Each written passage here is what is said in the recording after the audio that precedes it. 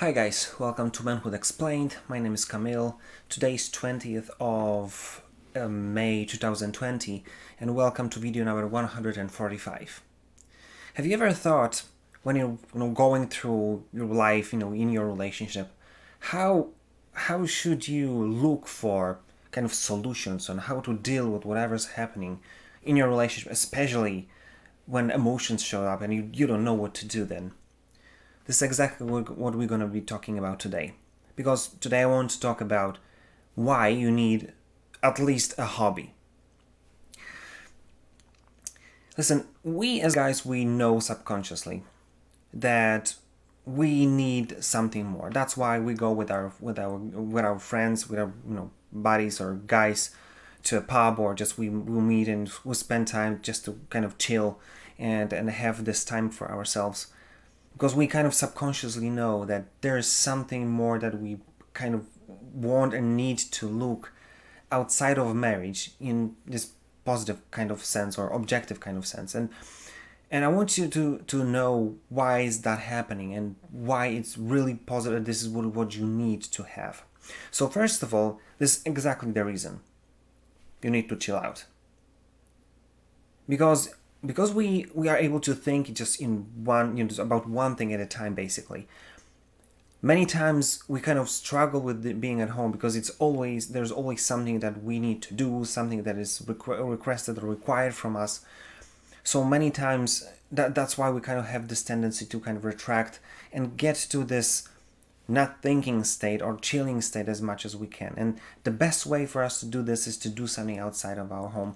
So having a hobby, having a group of friends that maybe you spend, Friday evenings, for years now, is a good way for you to kind of reset, to give yourself this moments to rest, to not think about things that are happening at home or that you're struggling with. Just going with fun, whatever the situation brings or hobby brings to you.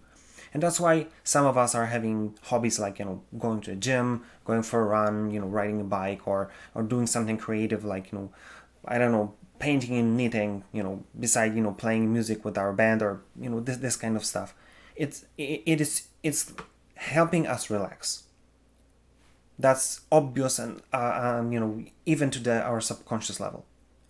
But point number two, which is kind of interesting, if you kind of follow my advice to observe what's happening in your life, to give yourself this luxury, I would say, to stop and think about things deeper. Because if you look at whatever happens when you spend time, with this hobby and just chilling or doing something that you really like, if you look at yourself in the situation when you do this, especially when you look at yourself from a third person perspective, like looking at yourself like you would observing your friend, you learn a lot about yourself. And I remember those times when I got back from my martial arts training, and I remember kind of thinking, wow, this or that happened. And some of the basic ones is like, I never thought I would be able to go so far. I never thought that I would be able to be pushed and go beyond the barrier that I thought that I was like, I thought I would never be able to cross, but I did, and I went so far, just because my trainer knew that I would be able to do so, and I just saw that, and I've been amazed, and it happened many times. Then when I saw how I was able to consciously see world differently in my photography. And that was fascinating because the moment I started to consciously see how I see the world, I understood that that's why I like my own photography. But even more, it allows me to kind of understand and look and be observant towards people, towards things that I'm photographing.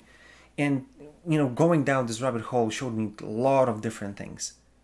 But there's just two examples of things that you can learn about yourself, and you can go really deep in that if you just being observant and just see yourself doing these things, completely outside of your comfort zone of your home, and doing something, especially something that challenges you in the hobby or if the thing in the thing that you really love doing.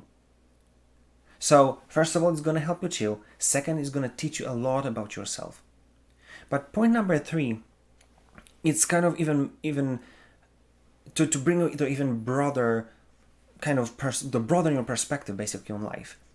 Because then you'll when you observe yourself doing those things, you'll start to see the parallels in between what's happening there and what's happening in your home, and it will give you ideas, and it'll become obvious what you're supposed to do.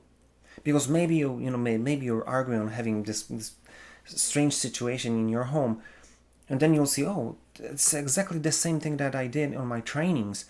When I had to fix or find a solution to this or that problem, and it's completely applicable here. Maybe you try public speaking or something, and it'll teach you a lot about communication, how to be observant, how to look at people when you talk to them, and then you'll start to see that it makes it so much easier to talk to your wife. Maybe as I said, you'll start being observant by the creative arts. Maybe you sing with someone in your band or choir, and then you start to see how to look for the emotions the person that you sing with, or I don't know, maybe play in some theater or something. It allows you to bring that into your home as well and use this knowledge. So doing those things is like broadening your perspective when you go abroad, when you see different cultures, when you see different people, different approaches to life, different questions that they ask, different behaviors that they present, and that allows you to be a human with a bigger platter of understanding how life can be played, so to speak, and you'll be able to bring the same thing to your relationship. So those 2 things I want you to understand, that they will help you to deal with things in your relationship if you allow yourself to experience them elsewhere. Because it's like you never get it, or rarely get a kind of advice from your spouse, but it's so much easier to take it from someone else, because somehow they're bigger authority. I don't really know, but it works so many times. So that's why it's all about kind of giving yourself much bigger view on what's happening, and to kind of see the parallels in between what's happening in your home and what you've learned outside. Because this is what I want you to take from this video. Kind of paraphrasing what Einstein said. If you want to be able to solve the problem, you will have to find a solution which is outside of the environment that the problem was created in.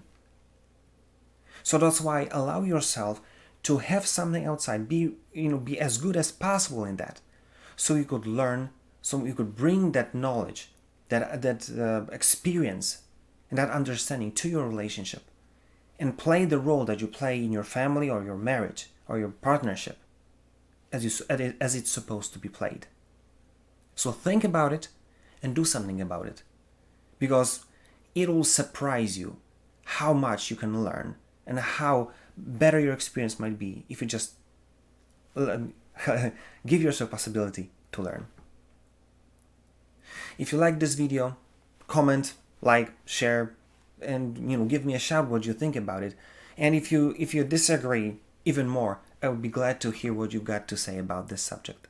And if there's anything you want me to record about, just DM me and I'll be glad to do it for you. That being said, see you tomorrow.